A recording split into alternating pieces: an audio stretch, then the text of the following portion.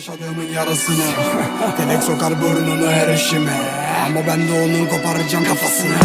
Sokak sokak belalar, bizde fazla uzun sürmez inen çocuk vedalar. Adım yazar zabıtlarda meleklerim hep ağlar. 5 dakika kalamazsın benimle bir tenada.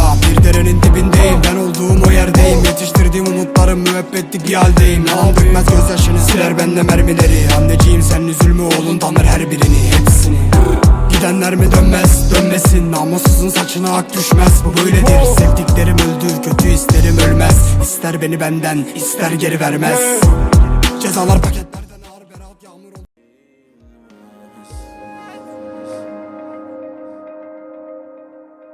Kafamda biri var, onu öldürüyorum. Sigaramı geçmişimize söndürüyorum. Nasıl da yaktım bütün şehri göremiyorsun. Ben kaderimi tam tersine döndürüyorum. Sormadım sana, sen peşimde bir lanet. Sözlerini tut, duymak istemem bahane. Geçmişi unut, getirdin bizi ne hale. Ediyorum seni Allah'a havale. Sakla beni